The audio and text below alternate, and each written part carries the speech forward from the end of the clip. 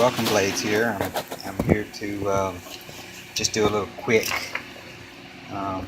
mod that I've done, and I really like most of the properties of this mod.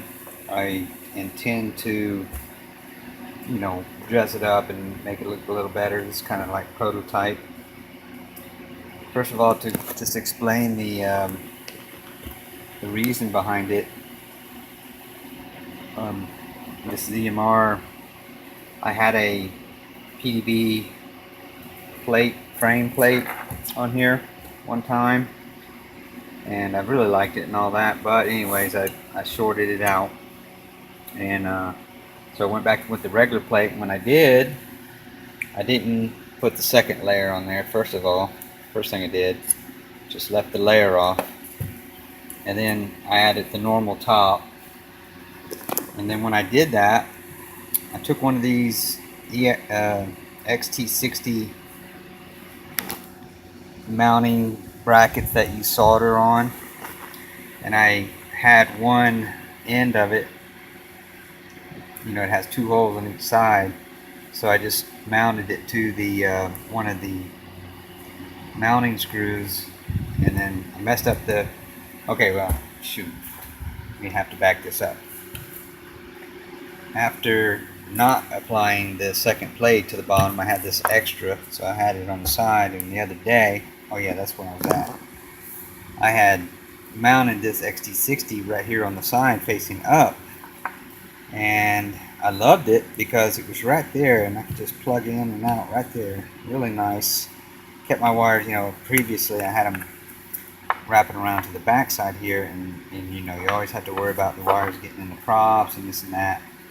So, see, having this mounted straight up right here, I was able just to plug in like that, and that was really nice. But your wires are up here, so if you crash, you have a tendency your wires are going to mash on that. And well, that's what happened. That little soldering mounting plate that I had shorted out against the side of my board, and when it did, it pretty much burnt the board up. The wires some wires got so hot from it being shorted out that they caught on fire and burnt my board. So I took this bottom plate and put it on top, which I really like. I notched out right here for the camera. See that a little better.